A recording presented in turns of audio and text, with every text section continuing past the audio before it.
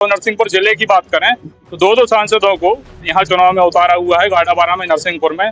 तो कहीं ना कहीं अब इस तरह से यहाँ एक माहौल बनाया जा रहा है कि विधायक के साथ साथ आप मुख्यमंत्री के लिए भी मतदान करेंगे, तो उस चीज का फायदा लेने की कोशिश की जा रही है भाजपा के द्वारा। देखिए, सरकार जिस प्रकार से तमाम सर्वे आए हैं, यदि उनकी हम बात करें तो स्थिति तो बराबर की दिखती है।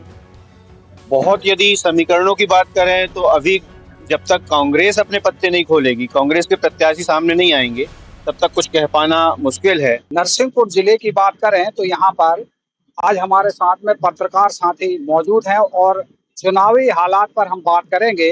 यहाँ से नरसिंहपुर से केंद्रीय मंत्री प्रहलाद सिंह पटेल को चुनाव मैदान में उतारा गया है, इसलिए नरसिंहपुर जिले का जो चुनाव है बहुत रोमांचक हो गया है और पूरे प्रदेश की नजरें इस विधानसभा पर रहेंगी। साथ ही गाड़ावाड़ा विधानसभा में भी सांसद राव उदय प्रताप सिंह को चुनाव मैदान में भारतीय जनता पार्टी ने उतारा है, तो कहीं ना कहीं पूरे जिले का चुनाव बहुत रोमांचक होगा। हमारे साथ में पत्रकार साथी मौजूद हैं, इनसे बात करते हैं कि मध्य प्रदेश में किसकी सरकार बनेगी और क्या समीकरण इस जिले में बन रहे हैं। अभिषेक श्रीवास्तव जी एक टीवी पत्रकार हैं, इनसे जानने की कोशिश करते हैं कि अभिषेक जी, यदि बात करें तो पूरे मध्य प्रदेश में किसकी सरकार बनने की संभावना बनी हुई है?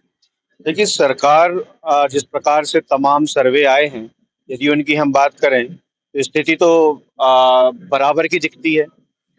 बहुत यदि समीकरणों की बात करें तो अभी जब तक कांग्रेस अपने पत्ते नहीं खोलेगी, कांग्रेस के प्रत्याशी सामने नहीं आएंगे, तब तक कुछ कह पाना मुश्किल है।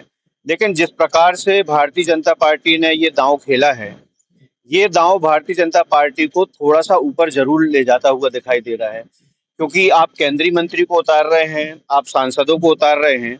उनकी जो रणनीति है, तमाम सर्वे में जो समझ में आया कि कुछ सीटों से यदि भारतीय जनता पार्टी पीछे रह पा रही है तो 12-15 ऐसे प्रत्याशियों को जिता कर लाए और आसपास की विधानसभाओं से कुछ प्रत्याशियों को और लेकर आए। तो ऐसे में वो फिलहाल तो गेन करती दिखाई दे रही है। लेकिन इससे उलट यदि हम बात करें तो जो एंटी इनकम्बेंसी है वह अभी शांत दिखाई नहीं दी है। हम यदि ग्रामीण रूरल एरिया में बात करें तो कहीं ना कहीं पिछले जो लंबा समय रहा है, भारतीय जनता पार्टी के शिवराज सिंह मुख्यमंत्री रहे हैं, तो एंटी इनकम्बेंसी नजर आ रही है। साथ में जिस प्रकार से सरकार एंटी इनकम्बेंसी जो है वो विधायक के प्रति है कि सरकार के प्रति? दोनों के प्रति है। यदि भारतीय जनता पार्टी का विधायक है तो उसके प्रति भी है, और यदि सरकार रही है तो उसके प्रति भी है। तो दोनों के प्रति है। जहां कांग्रेस के विधायक रहे वहां थोड़े से कांग्रेस के विधायक के प्रति भी हो सकती है। एंटी इनकम्बेंसी साफ दिखाई दे रही है। बहुत भरपाई करने की कोशिश की है, लाडली बहना आई है बीच में सांसद और केंद्रीय मंत्रियों को उतारने की बात आई, लेकिन पूरा लबुलवाब ये कहता है कि बहुत मुश्किल होगा भारतीय जनता पार्टी को इस विधानसभा चुनाव में पुरानी जो जीत है वह हासिल करना। अतुल तिवारी जी, आपका क्या?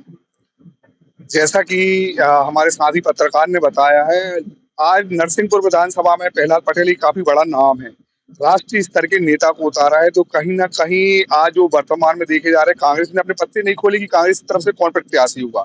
कहीं ना कहीं जो मुझे लग रहा है, लोगों का रुझान भी है कि वजनदारी तो अभी ये नरसिंहपुर विधानसभा सीट में कहीं ना कहीं प्रहलाद पटेल। अभी फिलहाल में लाखन सिंह पटेल कांग्रेस से प्रचार भी कर रहे हैं, घर घर जा रहे हैं, तो कहीं ना कहीं लाखन सिंह जी कांग्रेस से प्रत्याशी हो सकते हैं। और लाखन सिंह और यदि प्रहलाद पटेल के बीच चुनाव होगा तो उसको कैसे? देखिए, कांग्रेस अगर एकजुटता से लड़े तो कहीं ना कहीं मैदान में दिखेगी कांग्रेस। और कांग्रेस हर बार की तरह आप देखते हैं कि कहीं कुछ हो जाए, कहीं विचार नहीं मिल पाते एक दूसरे से, तो यहाँ वहाँ हो जाते हैं। अगर कांग्रेस पूरी एकजुटता से लड़े तो कुछ अपन देखेंगे कि कुछ फाइट कर पाए। लेकिन काफी बड़ा चेहरा नजर आ रहा है प्रहलाद पटेल का, काफी बड़ा नाम है।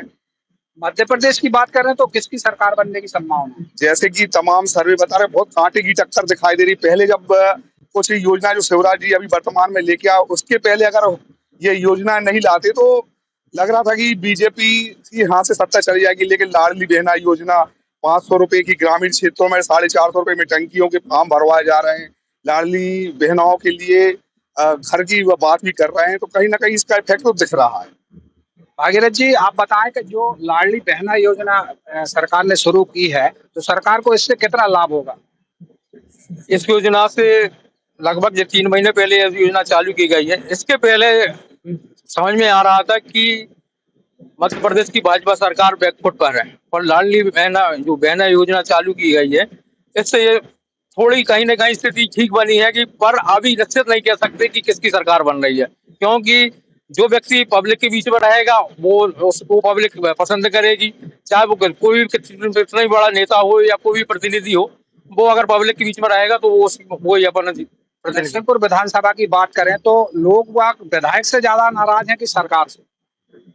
नहीं, विधायक से तो कहीं कोई नाराजी नहीं है व्यक्ति, क्योंकि वो हमेशा जनता के बीच में जाने वाले हैंगे।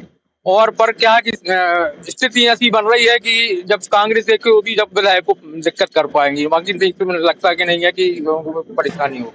रमाकांत जी, आप कैसे इस चुनाव को लेते हैं नरसिंहपुर जिले का और मध्य प्रदेश का? बिल्कुल, जहां तक मध्य प्रदेश की बात करें तो भाजपा के द्वारा जो केंद्रीय मंत्रियों को उतारा गया है चुनाव में, बड़े चेहरों को उतारा गया है, तो इसमें मेरा ये आकलन है कि यह एक बड़ा दांव खेला गया और इससे कई चीजों को संभालने की कोशिश की गई है।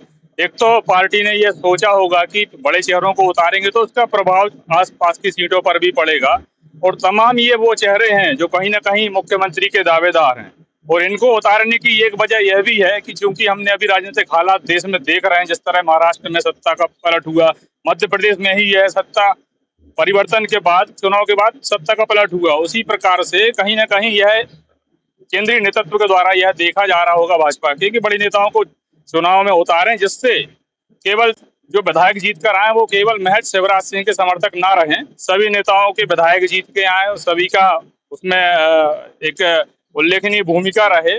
तो कहीं ना कहीं यह भी केंद्रीय नेतृत्व के द्वारा देखा जा रहा है कि चुनाव के बाद बगावत की स्थिति ना बने। यदि मुख्यमंत्री के जब चयन की बात आएगी तो एक यह भी उनका नजरिया है। दूसरा, बड़े चेहरों को उतारने से स्वाभाविक सी बात है क्षेत्र में प्रभाव पड़ता है। जैसे अपन महाकौशल की बात करें तो यहाँ प्रहलाद पटेल, राकेश सिंह को जिम्मेदारी दी गई है, वो स्वयं चुनाव में भी है, तो स्वाभाविक सी बात है इसका प्रभाव तो पड़ ही रहा है। और नरसिंहपुर जिले की बात करें तो दो सांसदों को यहाँ चुनाव में उतारा हुआ है, गाड़ाबारा में, नरसिंहपुर में। तो कहीं ना कहीं अब इस तरह से यहाँ एक माहौल बनाया जा रहा है कि विधायक के साथ साथ आप मुख्यमंत्री के लिए भी मतदान करेंगे, तो उस चीज का फायदा लेने की कोशिश की जा रही है भाजपा के द्वारा।